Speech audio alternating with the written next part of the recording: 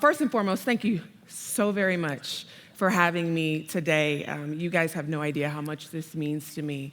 After that amazing intro, I want to dumb it down a little bit. Who am I? I'm a wife, I'm a mother, a CEO, a basketball coach, as he mentioned, a first lady, I'm getting used to saying that out loud, a philanthropist, but more important, guys, I'm two things. I'm a dreamer and I'm a servant. So what you see right now, and most people know, I was a Division I college basketball coach for 16 years, right? I want to say that. I want to put all that out there because I'm not going to do much resume talking. That's what we do as professionals. We say our resume well before who we are. I'm a woman of God first. That's the first thing that's on my list, right? So what you see right now is the rise. This is what I consider the rise in my career. What does that mean? That means that I'm becoming the honest version of myself without a loss of integrity. Boom. Drop the mic, right? Okay?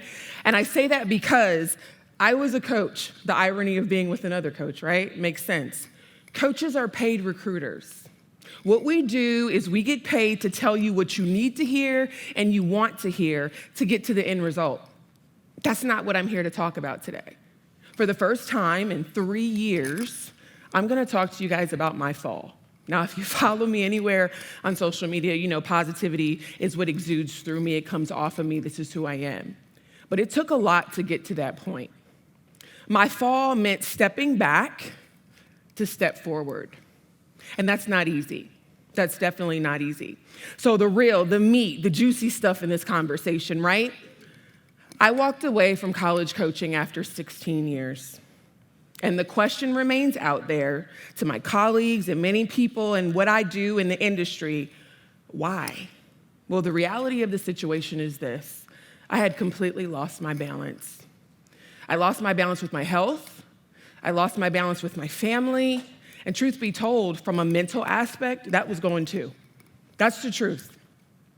But for those people who are in higher education especially, I was working at institutions where there was just an overall lack of resources, but a very high expectation to produce.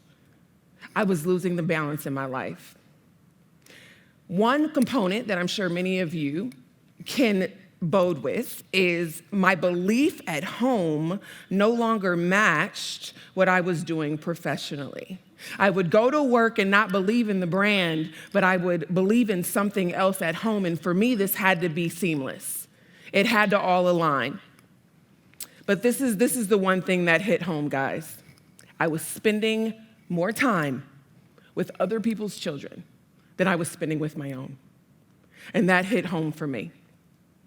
My health was failing, my mind was failing, my body was failing, and I was questioning my spirit. I was questioning my faith. That's what made it difficult. So I had to do one thing that we don't do as owners, as CEOs, as entrepreneurs, as CFOs. What we don't do is we don't step back. I had to learn to be the best assistant coach that I could be in order to move forward. I tell people this all the time about my husband. I'm the assistant coach for him that I always wanted. That's important. That's extremely important. Burning the candle on both ends ended up leading to my burnout. I was completely burned out. The question remains, how can you be a light to everyone else, help everyone else, when your flame is dead and you're burnt out? Well, here comes the answer. This is the good part. I had to create a portfolio that represented me versus the business. Again, let's go back. I didn't say that, hey, I'm a coach. I said I was a wife. I was a mother, because these are things I take pride in being at the end of the day. Note to self, I'm going to repeat this. Note to self, a foggy mind cannot function. A foggy mind cannot lead. No one wants to follow a leader who doesn't have a clear vision. So if I didn't have my life together, how could I expect 15 players underneath me to follow? That's the truth. A foggy mind cannot lead. My daily mantra, many of you know this, left foot, right foot, what does that mean? Life is hard, guys. It's tough. And some days you're going to feel like you're stumbling backwards. You simply have to put one foot in front of the other, slowly, quickly. It doesn't matter how you get there, get there. That is exactly what left foot, right foot means. Now, check this out, because I'm going to be real slick here, all right?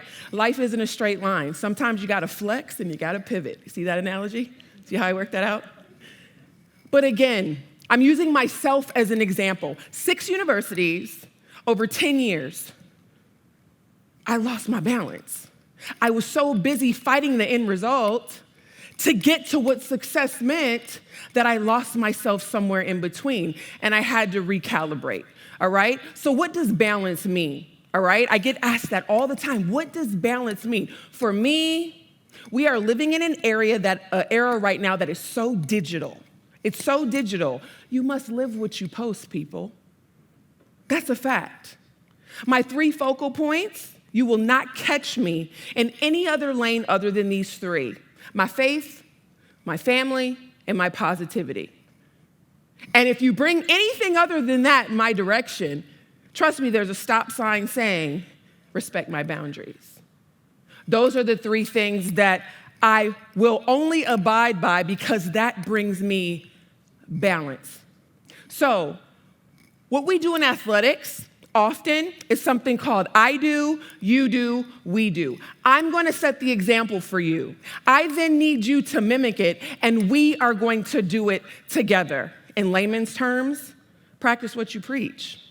It's very simple. It's very simple.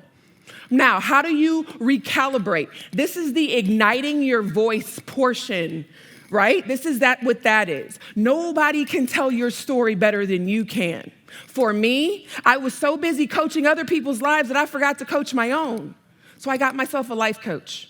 And that was very important for me. I needed someone to specifically tell me how to get back to ground zero. Therapy.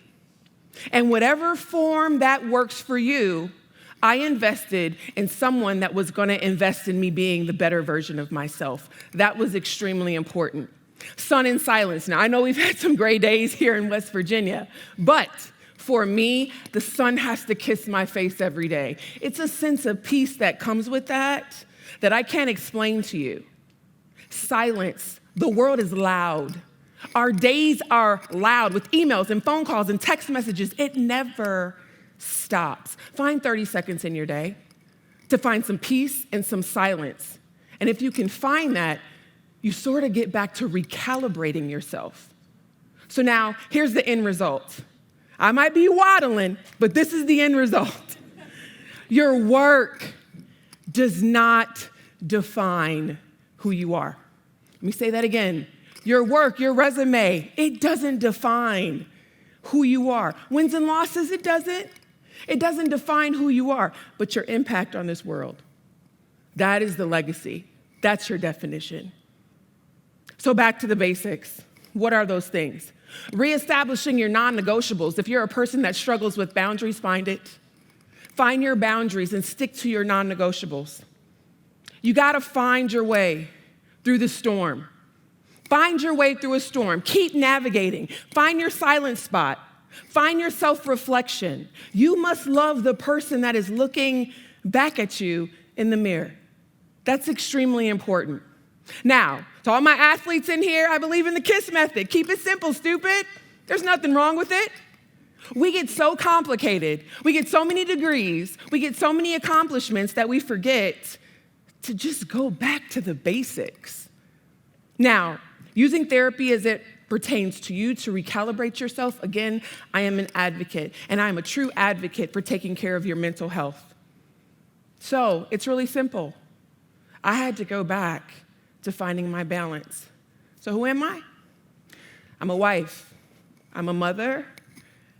I'm a CEO, but this time, I'm happily creating my own narrative on my terms. Life's gonna get tough, guys. Put one foot in front of the other. Now, one thing I can tell you is when you keep going, it feels really good to accomplish things that you thought you never could. But one thing I can promise you, and you can trust me on this, I'm a living example that things will always work themselves out in the end. Thank you so much for your time today.